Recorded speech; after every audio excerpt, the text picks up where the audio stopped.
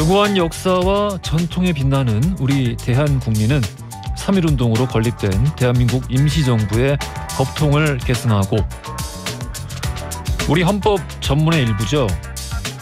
102번째 맞는 3.1절 아침입니다. 임시의정원에서 정한 3.1절의 본래 이름은 독립선언 기념일이었습니다. 그냥 독립기념일이라고 불리기도 했고요. 독립이 된 날이 아닌데 왜 독립기념일이냐라는 의문을 가질 수 있겠지만 일반적으로 독립을 선언하는 날을 독립기념일로 지정하는 경우가 많습니다. 미국의 7월 4일 독립기념일이 그렇죠. 이날은 미국이 독립한 날이 아니라 독립선언서가 발표된 날입니다. 하지만 3.1절이 미국의 독립기념일만큼의 위상을 가지고 우리 공동체 최고의 기념일로 다루어지고 있느냐에 대해 떠올려보면 글쎄요, 그렇지는 않은 것 같습니다. 3.1운동 이듬해인 1920년 임시정부는 3.1 독립선언 1주년 기념식을 열었습니다. 이 자리에서 도산 안창호 선생은 다음과 같이 말했습니다. 3.1절, 이날은 가장 신성한 날이요. 대한민국 자유와 평등과 정의의 생일이다. 오늘은 자유와 평등과 정의의 생일입니다.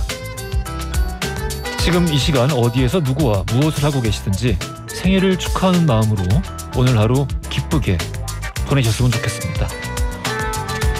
3월 1일 월요일 허중쇼 출발합니다. 허중쇼 1부 첫 곡으로 들려드린 곡 필 콜린스의 Against the Odds 였습니다.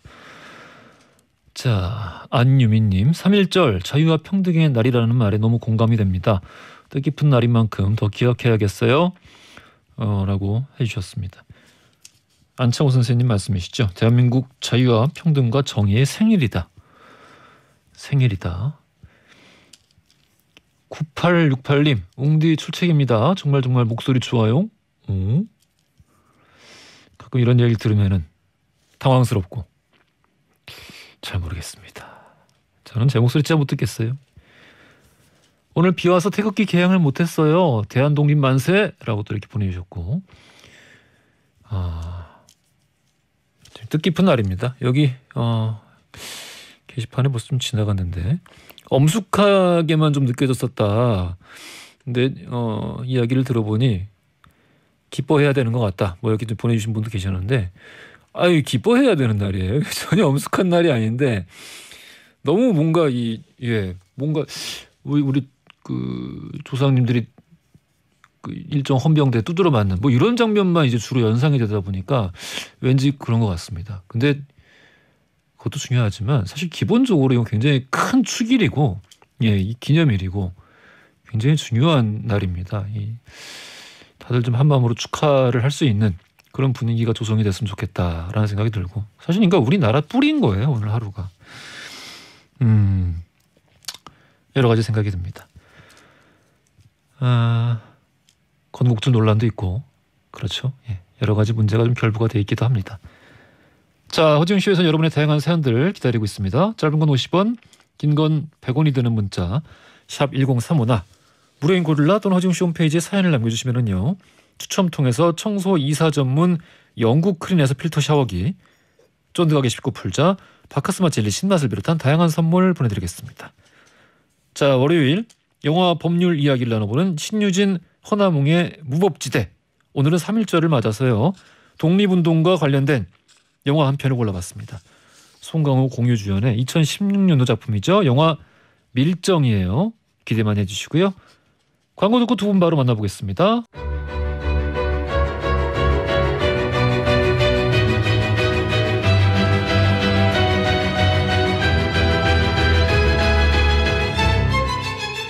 영화와 법률의 만남, 신유진 허나몽의 무법지대.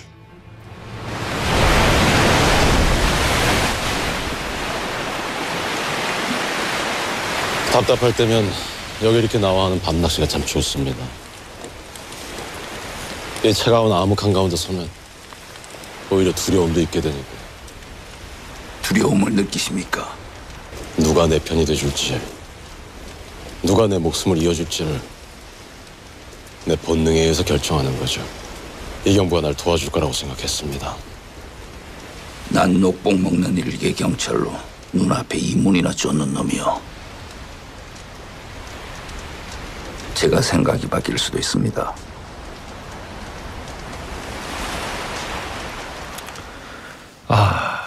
목소리가 네. 송강호 씨 등장하는 영화 우리 이제 프로에서 소개할 때마다 네. 처음에 잠깐 그 목소리를 이렇게 들려드리잖아요. 네. 이게 그 송강호 씨 출연하는 영화 클립이 나오면은 이 무슨 이게 목소리만 듣는 건데도 아, 네네.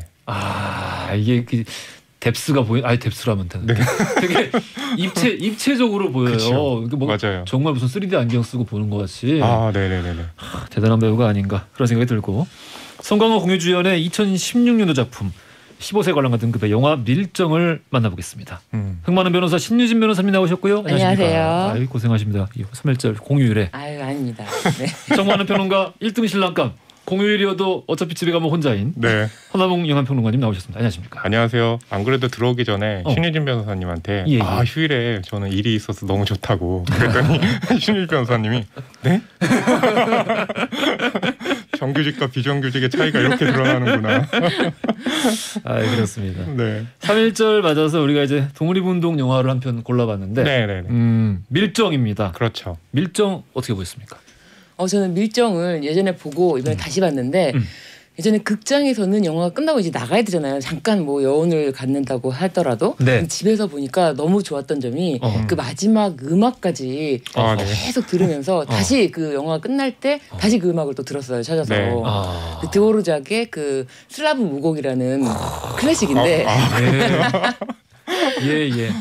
근데 그 클래식이 그 영화에 완전히 녹여들어서 그 영화의 분위기를 거의 막 계속 여운을 주는 맞아요. 슬픔을 마음이 막 짠하더라고요. 그런 그 네네. 클래식 스코어들을 영화에 굉장히 잘 활용하는 감독들 있잖아요. 그렇죠. 뭐 스탠리 큐브릭이나. 맞아요. 근데 이 영화도 지금 우리 변호사님 말씀하신 네네. 것처럼 정말 잘 활용한 것 같다라는 생각이 들긴 해요. 클래식 음악도 등장하고 특히 이제 배경이 1920년대잖아요. 그래서 김지훈 감독이 영화를 만들기 전에 1920년대 음악만 주로 이제 들었던 거죠. 그래서 그 분위기에 어울리는 음악을 사용해야겠다라고 하면서 이제 음악이 또 이 영화를 보게 되면 그런 느낌들이 굉장히 잘 살아 있고, 예, 좋죠. 좋죠. 예. 네, 그렇습니다.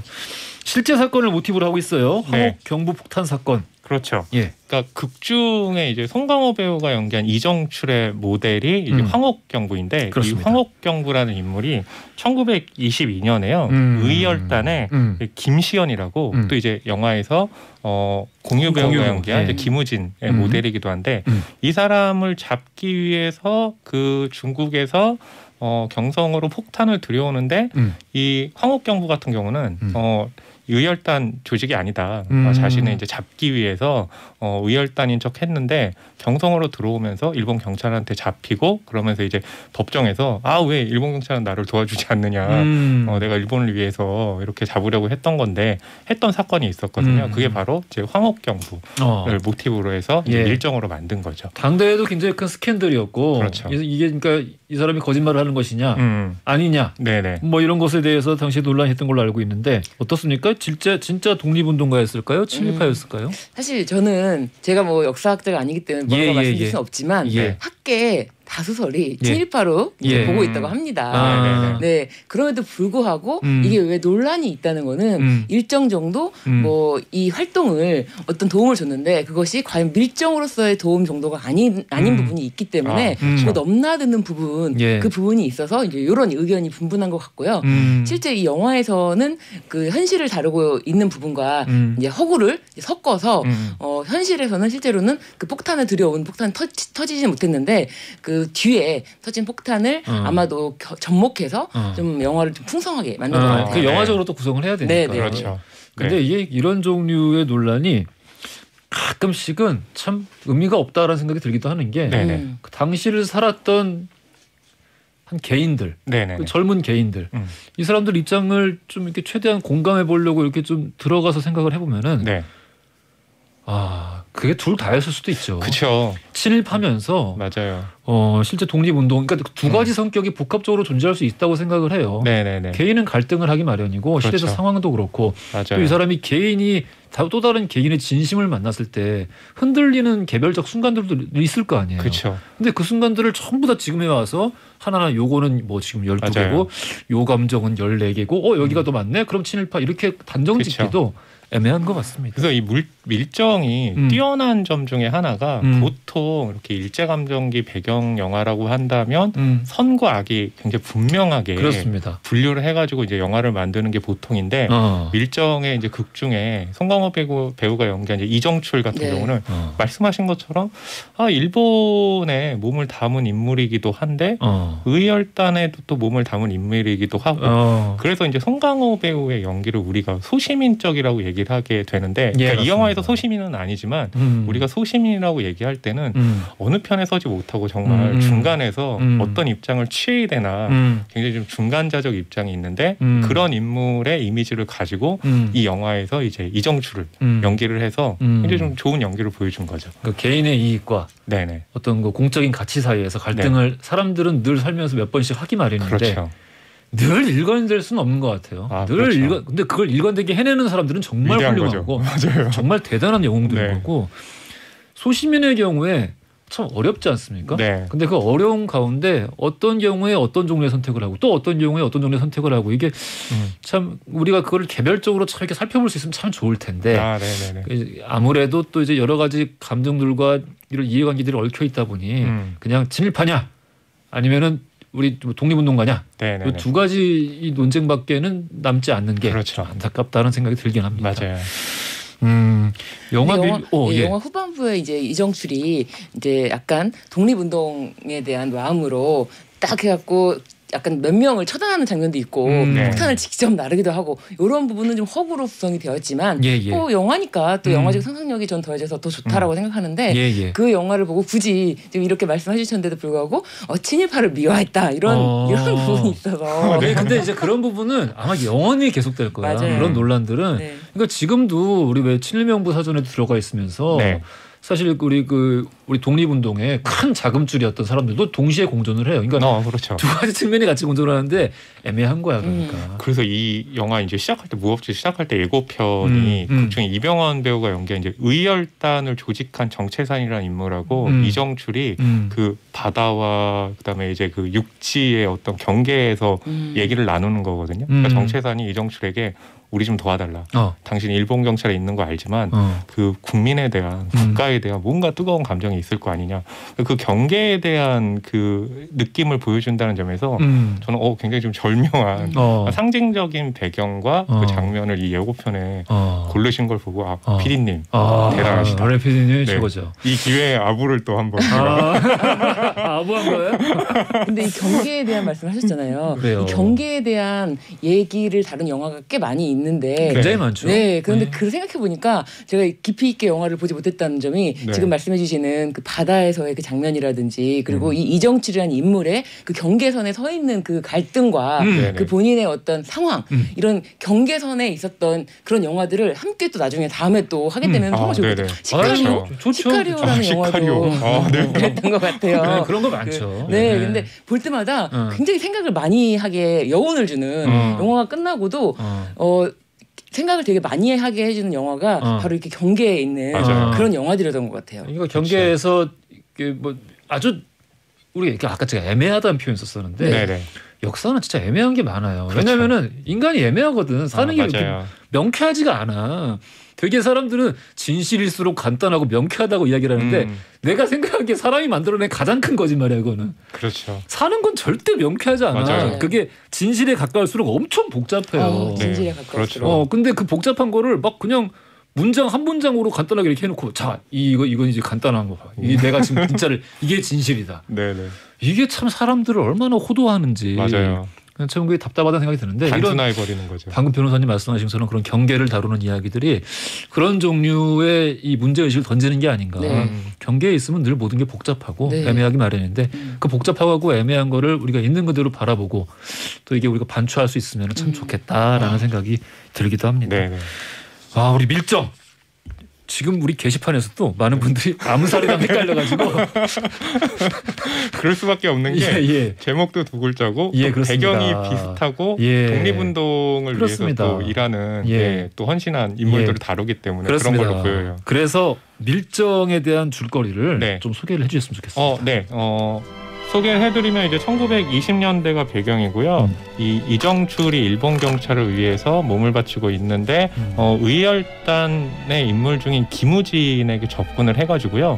의열단을 조직한 정채산을 잡으려고 합니다. 그러면서 이정출은 본인이 더 높은 자리로 올라가려고 하거든요. 근데 의열단이 그를 눈치채고 오히려 이정출에게 우리가 중국에서 폭탄을 들이고 갈 테니 그걸 좀 도와달라라고 하면서 이정출은 정말 어쩌지도 못하는 상황에서 고민하게 되는데 이정출 뒤에 또 다른 그 밀정이 붙어서 이 의열단과 이정출을 감시하고 그 감시가 끝에는 큰 사건으로 번지게 되죠. 그렇습니다. 이게 밀정이라는 말이 스파이죠, 스파이. 그렇죠. 그러니까 스파이라는 말이 해외에서 등장하기 전에 밀정이라는 말이 이제 국내에선 실제로 있었던 거죠. 그러니까 우리 편이 아닌 이제 상대방에게 몰래 신분을 숨기고 가서 그렇죠, 첩자죠. 거기서 벌어지는 일에 정보를 가지고 오는 것. 근데 그 아까도 이제 웅디가 얘기를 했지만 당시에는 정말 이 사람의 말을 믿을 수 있을까? 아니면 내가 말하는 걸 저 사람이 믿을까? 그러니까 정말 그 모호한 시절이었는데 맞습니다. 특히 그래가지고 양편에서 서로 그러니까 말하자면 이제 밀정을 심어놓고 정보들을 되게 많이 교환을 했죠. 그게 현대로 치면 이제 스파이였는데 그래서 밀정 같은 경우는 배경은 1920년대지만 또 스파이물의 매력을 보여주는 작품이기도 하죠. 제가 이 말씀 하나 드리고 싶어요. 이 밀정이라는 영화가 단지 뭐 독립운동 이런 영화뿐만이 아니라 느와르 장르를 그렇죠. 느와르 장르를 아주 제대로 표현했다. 느와르 문법이죠. 만듦새가 아주 훌륭했다. 이게 사실 이 갈등 구조만 그대로 가져오면은 이런 느와르 영화 되게 많아요. 이중 간첩을 다룬 디파티도 그렇죠. 도니 브레스코도 그렇죠. 이런 종류의 영화 되게 많은데 그걸 잘 활용한 거죠. 그렇죠. 저는 느와르라는 용어가 익숙하지 않으실까봐 제가 친절하게 설명을 좀 해드리려고. 대본에도 되게 길게 준비해 주셨어요. 네, 느와르라는 장르가 뭐냐? 그 어두운 분위기에 범죄 스릴러물을 필름 느와르라고 하는데요. 1940년 50년대에 그 미국 헐리우드 영화들이 프랑스에 이제 수입이 돼서 프랑스 평론가들이 그거를 보고 이런 영화는 그 어두운 그런 영화구나.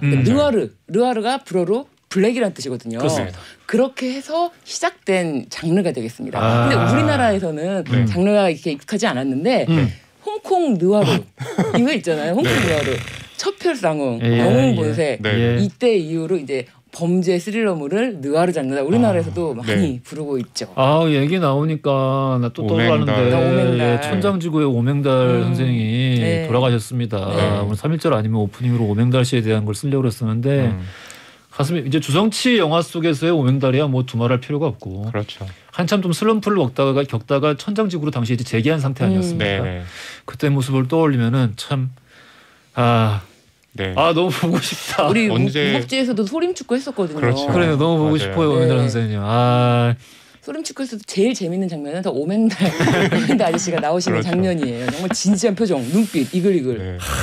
언제 한번 오맹달 관련한 영화를 다루면서 좀 자세히 다뤄봤으면 좋겠고 그리고 이제 누아르 얘기를 해가지고 김지훈 감독의 연출법 중에 하나가 그 이야기를 시작할 때요. 하나의 이미지를 가지고 이 출발을 하거든요. 밀정 같은 경우도 지금 말씀하신 것처럼 어느 골목에서 빛과 어둠이 교차하는데 남자가 있는 그 사진에서 출발을 한 거죠. 맞아요. 또 이제 그런 장면이 적절히 오프닝 가까이 있는데 쓰이기도 하고 그렇습니다. 자, 여기서 오늘 영화 밀정에 관련된 돌발 퀴즈 드리겠습니다. 영화 밀정에서는요, 여성 의열단원 연계순이라는 인물이 나오는데요. 실존하는 여성 독립운동가 현계옥이라는 인물을 모티브로 하고 있습니다. 자, 그럼 밀정에서요, 이 연계순을 연기한 배우는 과연 누구일까요? 보기 드리겠습니다. 1번 한효주, 2번 한고은, 3번 한지민. 제가 참 좋아하는 배우입니다. 네. 힌트를 좀 주십시오. 조제. 조제. 네. 최근에도 영화로 굉장히 활동을 활발하죠. 예. 알겠습니다. 자, 정답 아시는 분들 짧은 건 50원, 긴 건 100원이 드는 문자 샵 1035나 무료인 글로 보내주시면 추첨 통해서 선물 보내드리겠습니다. 루이 암스트롱 When You're Smiling 들으면서 2부로 이어가겠습니다. 허지용 쇼. 혹시 나한테 뭐 해줄 말 없습니까?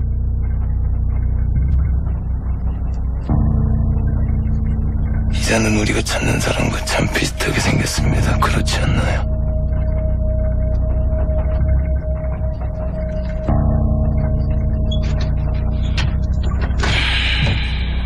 무슨 소리야? 이 시간부터 이곳은 내가 지휘합니다. 똑바로 차려. 내가 명령 내리면 그 명령에 따르기만 하면 돼. 자, 무법지대 오늘 송강호 공유주연의 영화 밀정 살펴보고 있는데 네. 방금 이제 엄태구 배우 그렇죠. 목소리가 들리는데 네. 이거 잘하네요. 이 영화의 이제 그 장면을 소개해드리면 예. 기차 안에서 네. 이정출과 이제 김우진이 폭탄을 경성으로 들어가려고 이제 기차를 탄 상황인데 아까 이두를 쫓는 밀정이 또 있었다고 그랬잖아요. 예. 엄태구 배우가 연기한 이제 하시모토예요. 근데 김우진과 이정출이 기차의 식당 칸에 있는 걸 딱 하시모토에게 발각했던 그렇습니다. 바로 그 장면입니다. 이 굉장히 야심찬 시퀀스예요. 네. 이 영차 씨 진짜. 신효진 변호사님께서 또 예. 엄태구 배우에게 굉장히 엄태구 배우를 인상받았죠. 저는 이 영화를 통해 처음 봤을 때 이 영화를 통해서 처음 인상적이었는데 눈빛과 그 목소리 발성 톤 네. 와 너무 충격적인 거예요. 너무 무섭고 약간 등장만 해도 공포감이 느껴질 정도로 네네. 그래서 이 엄태구 배우가 실제로 여기서 지금 저에게 뭐 하신 말씀 없으십니까? 이자는 우리가 쫓던 사람과 매우 닮지 않았습니까? 하는데 제가 죄송하지만 그 엄태구 배우의 그 발성과 모든 것 눈빛 막 진지함 그래서 정말 다시 본 정말 이 영화에서 공유 배우는 워낙에 이제 인지도도 높고 유명한 배우였지만 그 엄태구 배우에 대해서 눈여겨서 봤던 장면이었고 배우였어요. 네. 맞아요. 이 영화를 이제 준비하면서 김지훈 감독이 뭐 주연급들은 오디션을 안 보지만 다른 배우들은 오디션을 보는데 그렇겠죠. 네, 특히 오디션에서 가장 많은 그 배우들이 맡고 싶어했던 역할이 바로 이 엄태구 배우가 연기한 하시모토. 왜 안 그러겠어? 네, 그러니까요. 그러니까 이 역할이 그렇게 매력적이기 때문에 어떤 배우가 하냐가 짧지만 분량은 짧지만 중요했는데 엄태구 배우가 굉장히 잘했고 그러면서 이제 엄태구 배우가 여기 나오기 전에는 독립 영화에서 유명했지만 이제 메이저에서 이 영화를 통해서 또 두각을 나타내기 시작했죠. 네.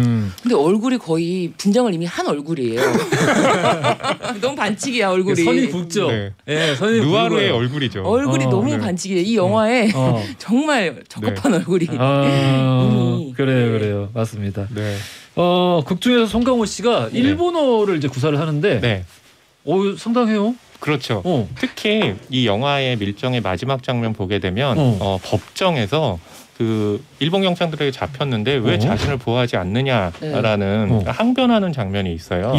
원래 시나리오에는 한국어였는데 송강호 배우가 그 시나리오를 보고 아니 일본 경찰들에게 자신의 그 일본인에 대한 이야기를 하는데 한국어로 얘기한다면 그 진심이 전해지지 않을 것 같다라고 하면서 일본어로 바꾸는 것이 맞지 않느냐라고 하면서 일본어를 했고요. 이 장면의 구도가 되게 재밌어요. 뭐냐면 보통 영화를 클로즈업 할 때 배우의 얼굴을 화면의 중앙에 두지 않거든요. 근데 이 영화에서는 화면의 중앙에 둬요. 뭐냐하면 관객들이 보고 이 인물이 왼쪽으로 가면 의열단이고 오른쪽으로 가면 일본 이제 그 경찰인데 이 사람이 어느 쪽일까 한번 생각해봐라 라고 해서 이제 장면으로 관객들에게 질문을 던지는 거죠. 네, 그러니까 그런 장면은 재밌죠. 네. 송강호 씨가 당시에 이 대사를 하도 많이 외워가지고 아직도 이 대사를 외우고 있어요. 맞아요. 국민교육 현장처럼. 네. 그렇군요. 네. 자, 우리 송강호 씨 외에도 또 엄태구 배우 이외에도 한지민, 공유, 또 신성록 이런 배우들이 또 이렇게 등장을 하고 있습니다. 그렇죠. 간단하게라도 좀 그래도 언급을 좀 다 하고 지나가 볼까요? 근데 공유 배우는 와, 이 오태라든지 뭐 연기 떠나서 오태라든지 이런 게 이 영화에 거의 뭐랄까 또 여성 관객의 마음을 사로잡는 어쩌면 그렇게 멋을 담당하는.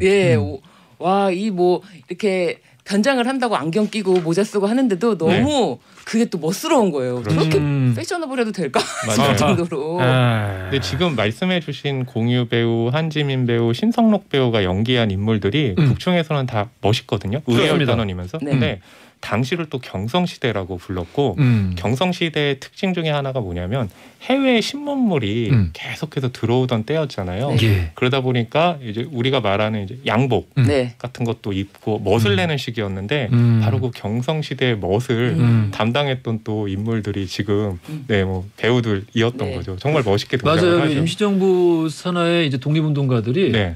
상당히 멋을 맞아요. 잘 내고 다니시고 사진도 자주 찍으시고 그렇죠. 이유를 물어보니까 언제 죽을지 모르기 때문에 아, 네. 예 그걸 남겨놓고 싶어서 네네네. 그렇게 하고 다녔다. 근데 또 젊은 나이에 예뻐 보이면 좋잖아요. 그렇죠. 예, 난 그 마음도 이해가 가. 예. 네, 사진 말씀하셨으니까 예. 그 사진이 이제 극 중에 그 김우진과 또 한지민 배우가 연기한 이제 연계순 같은 경우가 서로 좋아하는 사이인데 사진을 찍으면 그 사진 때문에 발각될 위험이 있잖아요. 그렇습니다. 예, 근데 이제 연계순이 김우진에게 와서 그래도 사진 한 장만 찍어달라고 하거든요. 그 사진 한 장이 마지막에 발각되는 증거물이 될 줄 어떻게 알았습니까? 비극적이었죠. 여기 이병헌 씨도 나왔었죠. 네. 예. 정체산 굉장히 네, 중요한 연결했죠. 역할이었습니다. 네. 네. 예. 굉장히 중요한 역할, 무게감 있는 역할인데 갑자기 이병헌이 딱 나와가지고 예, 예. 오! 와. 굉장히 놀랐죠. 네. 영화 처음 봤을 때, 와, 이 영화 정말 네. 와 수준이 엄청나네.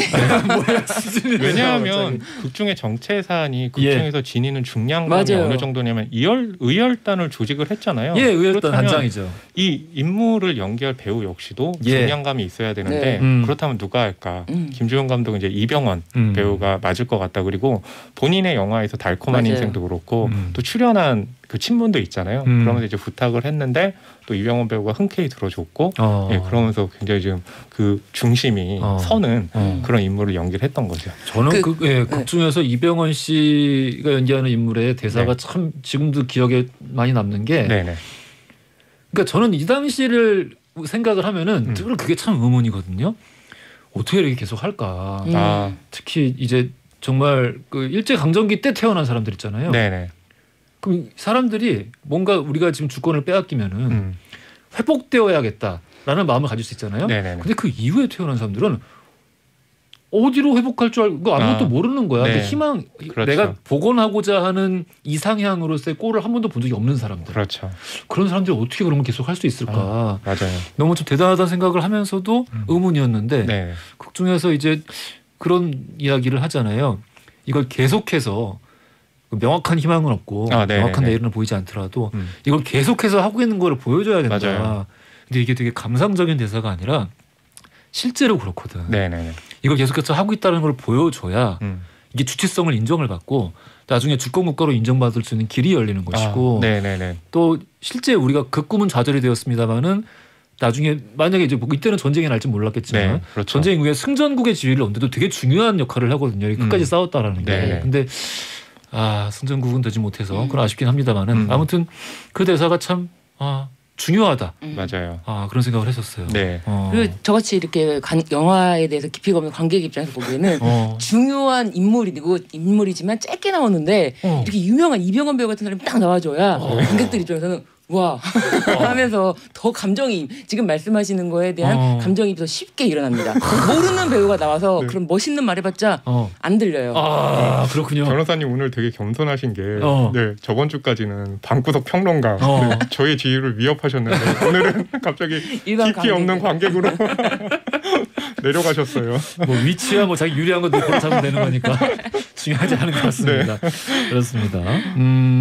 밀정에서 여러분은 그러면 어떤 인물이 가장 좀 흥미롭고 눈여겨봤습니까? 저는 일단 아까 말씀드렸듯이 엄태구 배우가 가장 흥미롭고 엄태구 배우? 네. 굉장히 영화를 통해서 드디어 처음 보는 배우인데 눈에 들어왔던 배우였던 것 같아요. 네. 저는 이정출 이제 송강호 배우가 한 거 이정출인데요.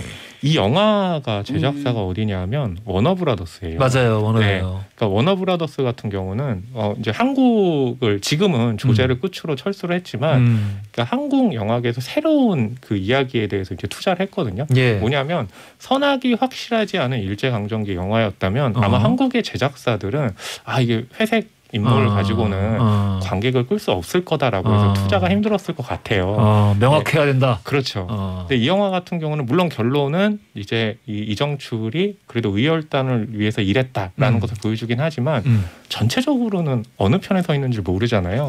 네, 이게 아마 대중적으로는 좀 그 마이너스가 아니었을까라고 생각을 했을지 모르겠지만 이제 워너 같은 경우는 과감히 투자를 했기 때문에 또 이런 영화가 등장할 수 있는데 그 상징적인 인물이 이정출이었던 거죠. 그렇습니다. 네. 자, 3.1절 맞이해서 우리 영화 밀정에 대해서 살펴보고 있는데요. 법률적인 내용이 나올 게 있을까요? 그럼요. 그래요. 네. 3.1절 우리 독립운동을 했던 그런 것도 이제 뭐 집회를 하고 했던 건데 이 3.1절을 맞이해서 아무래도 그 헌법상에 있는 그 기본권에 관련해서 좀 말씀을 드리고자 하는데 그 기본권은 뭐 헌법 2장에 규정되어 있습니다. 근데 그 중에서 지금 말씀드린 것처럼 이 오늘도 그 집회를 이제 신청을 굉장히 많이 했거든요. 맞아요. 1,650건으로 알고 있습니다. 네. 그렇게 많이.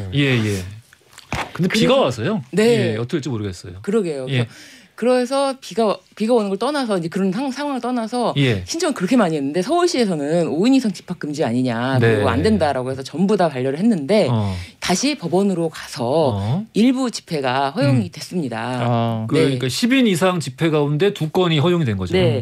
그리고 또 자동차에 관련해서 이제 집회도 좀 허용된 것이 있고요. 그래서 이런 것들에 대해서 제가 뭐라고 답변을 드릴 수는 없지만 최소한 고민해볼 지점인 것 같아요. 이게 코로나 상황이라서 그러면 집회라는 것이 한 건도 허용돼서는 안 되는 것이냐 이런 것과 그럼에도 할 말은 해야 되지 않는가 어떤 철저한 방역 수칙을 준수하면서 아주 최소 인원으로 하는 것은 해야 되는 거 아니냐 인정해야 되는 거 아니냐 그럼에도 불구하고 2건밖에 허용되지는 않았습니다. 근데 아무튼 그래도 왜 우리가 이 문제에 대해서 조금 그래도 별로 반갑지 않게 생각하냐면 작년 8월에 그렇습니다. 집회로 인해서 너무나 많은 확산이 되었고 있죠. 그리고 집회로 인해서 확산이 되었다면 적극적인 도움을 협조를 해야 되는데 숨어버리고 핸드폰 뒤지고 뭐 다 조사가 됐는데도 불구하고 발뺌하고 이런 것 때문에 그런 것 같아요. 그러니까 한편으로는 우리가 집회를 싫어하고 못하겠다 무조건 코로나니까 안 해야지 이런 게 아니라 코로나에 맞게 상황에 맞게 그 집회를 통해서 혹시라도 그 방역 수칙에 위배됐다던가 아니면 뭐 코로나가 확산해 그 집회가 뭐 일종하게 됐다. 그럴 경우에 적극적인 협조를 해줘야 일반 국민들도 할 수 있지. 그럼 집회도 필요한 거지라고 생각을 더 바꿀 것 같아요. 당시에 이제 이 광목절이었죠. 그 광화문 집회 크게 했던 것도 문제였고 그 이후에 이제 그 민노총이 했던 집회도 마찬가지였고 그런 식으로 이 집회들이 계속 이어지면서 사람들의 좀 어떤 불안과 우려 또 실제 이어지는 피해들도 있었고 그래서 아마도 이번에도 좀 우려가 됐고 그랬던 것 같은데 1,650건이 신고가 됐는데 그중에 대다수는 이제 1인 집회, 뭐 이런 것들이고 10명이 넘어가는 이제 집회의 경우에는 대부분 이제 안 된다고 했는데 이제 법원에서 2건에 대해서 인용 판결을 한 거고. 근데 이제 비가 와서 말씀드린 것처럼 어떻게 진행될 수 있을지는 잘은 모르겠습니다. 어떻게 생각하세요? 그 기본권에 이제 우리가 여러 가지가 있는 걸로 이제 배웠는데. 저는 기본권도 생존권을 넘어서는 게 있을까요? 그러니까 기본권도 중요하긴 하지만 이게 이제 개인 본인뿐만 아니라 타인에게 해가 된다고 하면 저는 이게 제한이 아니라 어느 정도는 좀 양보선에서 좀 자제하는 편이 낫지 않나 하는 생각을 좀 가지고 있거든요. 그러니까 이를테면은 지금 나오고 있는 논란처럼 기본권과 기본권이 충돌할 때 어디에 더 우위를 둘 것이냐라는 거는 사실은 뭐 기본적으로 헌법학자들이 논의해야 될 문제긴 한데 지금 시민들이 지금 생활에서 겪고 있는 문제이기도 하기 때문에 요거는 어떤 의견을 갖고 그래서 이 최대한 저희가 이제 헌법적으로 해결하는 방법에 대해서 얘기하면은 규범 조화적 해석을 해야 된다. 규범 조화적이라는 거는 서로 상충되지 않게 집회의 자유를 최대한 지켜주려면 준수를 하고 그 준수를 철저하게 하고 그리고 뭐 예를 들면 그 인원이 신고했던 인원보다 초과되지 않게 하고 이런 어떤 제한은 둘 수가 있는 건데 아예 무조건적으로 불가능하게 하는 거는 안 된다라는 것이 이제 규범 조화적 해결 방법이죠. 우리가 이제 기본권을 얘기를 하다 보니까 기본권과 관련된 현안이 하나 또 있습니다. 네, 그렇습니다. 제가 또 3.1절과 관련해서 또 어떤 이슈를 할까 고민을 진짜 많이 했는데 최근에 그 램지어 교수 상황 사건 있지 않습니까? 정말 너무 좀 기가 막힌데 하버드 대학교에서도 학문의 영역이니까 학문의 자유 영역이니까 이거 건드릴 수 없는 거 아니냐라고 했다는 거예요. 그래서 과연 이것이 학문의 자유에 포섭이 되는 것인가? 저는 그것부터가 고민이 되더라고요. 왜냐 그 램지어 교수가 일제 강점기 때 그 어린 위안부들이 자유로운 계약을 체결해서 심지어 그 논문을 발표했는데 그 논문 안에는 내용이 마치 진짜 논문처럼 보이려고 그 경제학의 게임 이론을 소개하면서 자유계약이다. 이건 전혀 문제가 없다라는 그런 이론을 펼쳤다는 거예요. 그러니까 심각한 그 어떤 그 목숨의 위협과 그러니까 그러니까 우리가 예상 가능한 피해가 존재하기 때문에 거기에 상응하는 그러니까 게임 이론을 적용해서 거기에 상응하는 종류의 그 높은 선수금을 받고 계약을 한 것이다. 라고 이제 이야기를 했는데 실제 이제 게임 이론으로 노벨상을 받은 학자 2명이 오늘 아침인가요? 밤인가요? 기자회견을 했어요. 그래서 이게 자발적인 매춘이라는 말을 하는 게 과연 이게 학문의 자유에 포함이 되는 것인가? 학문의 자유 제가 간단하게 말씀을 드리면 이 학문의 자유라는 것은 뭐 대학의 교수 및 학문을 연구하는 학자들이 학문 탐구에 있어서 그 어떠한 권위나 그런 제재나 간섭을 당하거나 위협을 받는 일 없이 문헌을 자유롭게 조사하고 사실을 관찰해서 그 결과를 발표하는 거예요. 발표까지 하는 것이 포함이 되는데 맞습니다. 사실을 발표해야지 이렇게 역사적인 왜곡을 진실을 호도하면서 발표하는 거는 학문의 자유 영역에 포함되지 않는다. 당연하죠. 그러니까 학문의 자유라는 게 학문이라는 이름을 붙여놓으면 아무 짓이나 해도 된다는 게 아니라 그렇죠. 학문의 꼴은 갖추고 그 안에서 무엇을 연구하든 그것은 이제 학자의 자유다라는 얘기고 종교의 자유도 마찬가지죠. 맞습니다. 종교를 선택하는 것에 대해서 어떠한 종류의 제약도 있어서는 안 되고 양심의 제약을 느껴서는 안 된다라는 거지 종교라는 이름을 붙여놓으면 뭐든지 된다는 게 아니거든요. 맞아요. 그 자꾸 오용이 되니까 어이가 없어가지고 제가 너무 화가 났는데 그나마 다행히도 지금 말씀하신 것처럼 이것은 문제가 있다라고 많은 지적을 하고 또 석지영 교수가 이제 하버드대학교 석지영 교수가 지적을 정확하게 해서 그러면 좋다. 사실을 관찰했느냐? 계약서 있느냐? 그때서야 비로소 없지. 한국인에 대한 계약서는 없다라고 시인을 했어요. 그런데 여기서 끝날 게 아니라 이분 문제에 대해서 정말 더 따져봐야 되고 이렇게 마음대로 말하는 사람을 학문의 자유로 보호하는 하버드 대학도 문제다. 그렇습니다. 일본에서 국가적으로 육성한 장학생이잖아요. 램지어 교수가. 그러다 보니 더 문제가 되고 있는 게 아닌가 문제는 제가 봤을 때 너무 어이가 없는 사건이라서 웃음이 나는 것 같아요. 또 근데 이 위안부 문제 관련해 가지고 이 정도로 전 세계적인 관심을 끌고 있는 것도 좀 거의 처음인 것 같으세요. 이 정도는. 그럼에도 불구하고 지금 인터뷰하면서 문제를 제기하는 그런 학자분들이 세계적으로 아직 그렇게까지 이 문제가 정확하게 규명되지 않았다는 사실이 놀랬다라고 완전 놀랬죠. 완전 놀래고 다들 진짜 경악하고 있어요. 아니 그걸 너무 보면서 그러면은 아동 성추행이 문제가 안 되는 거야? 라고 이야기를 하고. 아동 성매매만. 아동 성매매. 그러니까 10살 미만인데. 10살 미만인데 계약을 했다는 거네. 그러면은 이 논문에 따르면은 다들 피해자들이 이런 식으로 좀 다 경악하고 있고 그런 상황입니다. 그 게임 이론 아까 잠깐 언급하신 그 두 학자분도 게임 이론을 자꾸 이런 데 갖다 쓰지 마라 하면서 굉장히 크게 규탄을 하시기도 하셨습니다. 지금 세계적으로 한 2천여 명의 학자들이 이거에 대해서 문제를 제기하고 있습니다. 알겠습니다. 자, 오늘 영화 밀정에 관해서 살펴봤고요. 돌발 퀴즈 정답 아들 아시죠? 3번 한지민 씨였습니다. 당첨자 명단은 선고편에 올려놓겠습니다. 자, 지금까지 신유진 변호사, 허남홍 영화평론가와 함께했고요. 아까 변호사님 말씀하신 드보르작의 슬라브 무곡도 준비를 했습니다. 이 곡 들으시면서 가시죠. 두 분 고생하셨습니다. 감사합니다. 감사합니다. 자, 내일 역사 코너 있는 날이죠. 썬킴 교수, 박관일 작가 모시고 잘 알려져 있지 않은 3.1운동 이야기에 대해서 살펴보겠습니다. 기대만 해주시고요. 끝곡으로 신해철의 일상으로의 초대 준비했는데요. 잠깐 속보가 좀 들어와 있는데 영화 미나리가 골든글로브 외국어 영화상 수상에 성공했다라는 이야기가 들어와 있습니다. 3.1절의 기분 좋은 소식이네요. 자, 일상으로의 초대 들으시면서 저는 내일 아침 11시에 다시 찾아뵙겠습니다. 지금까지 허중이었습니다.